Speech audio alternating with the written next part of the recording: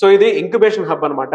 yes మీరు కనుక ఇక్కడ చదువుకుంటే ఒక్కసారి చదువుకున్న తర్వాత మీ ప్రాజెక్ట్ ఏదైతే ఇన్నోవేటివ్ ఏదైనా చేసి ఉంటే మీ ఐడియాని ఈ యూనివర్సిటీ సపోర్ట్ చేస్తుంది. గవర్నమెంట్ అంటే ఇక్కడ ఉండేటువంటి గవర్నమెంట్ కూడా సపోర్ట్ చేస్తుంది. ఆల్మోస్ట్ 30 lakhs వరకు గవర్నమెంట్ సపోర్ట్ ఉంటుంది, 20 lakhs వరకు కాలేజ్ నుంచి కూడా సపోర్ట్ ఉంటుంది. స్టూడెంట్స్ ఐడియాస్ ఏవైతే ఉంటాయో వాటిని ఎంకరేజ్ చేయడం కోసం అని చెప్పి ఇలాంటి ఇంక్యుబేషన్ హబ్ లాంటి స్టార్ట్ చేస్తుంటాం. ఇక్కడ ఎలా ఉంటుందంట ప్రాసెస్? సార్ ఇది వచ్చేసి మనకి ఇప్పుడు ఉన్నదంతా కూడా ఇంక్యుబేషన్ సెంటర్ సార్. ఇది మనకు 2020 లో స్టార్ట్ చేశారు. మన యూనివర్సిటీ తరఫు నుంచి అరౌండ్ ఇప్పటి వరకు 120 కంపెనీస్ పేటెంట్ రైట్స్ యూనివర్సిటీ సొంతం సార్. ఇక్కడ చదువుకున్న స్టూడెంట్స్ 120 మంది students they have started their own businesses. ఇప్పుడు ప్రతి ఒక్కరు జాబ్ చేయాలి అని చెప్పి అనేది రూల్ ఏం లేదు కదా సార్. 20% 100 మందిలో 20 మంది వాళ్ళ థింకింగ్ ఎంటర్‌ప్రెన్యూర్‌షిప్ ఉంటుంది.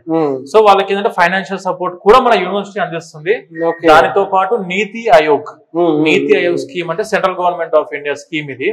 ఈ నీతి ఆయోగ్ స్కీమ్ కింద 30 లక్షల వరకు గవర్నమెంట్ సపోర్ట్ కూడా యూనివర్సిటీకి వస్తుంది. అంటే 50 lakhs బడ్జెట్ తోటి మీరు ఏదైనా ప్రాజెక్ట్, ఏదైనా సాఫ్ట్వేర్ కంపెనీ లేదంటే ఏదైనా కొత్త ఇన్నోవేషన్ ఏదైనా స్టార్ట్ చేద్దాం అనుకుంటే 100% మన గణపతి యూనివర్సిటీ నుంచి సపోర్ట్ అనేది ప్రతి ఒక్క స్టూడెంట్ ఉంటుంది సార్. కొత్త ఐడియాస్ ని సొసైటీకి ఉపయోగపడేటివి ఉండాలి, యూనివర్సిటీకి ఉపయోగపడేటివి ఉండాలి, కొత్త సబ్జెక్ట్ ని తీసుకొని రావాలి మార్కెట్ లోకి. ఇది సార్ పరిస్థితి.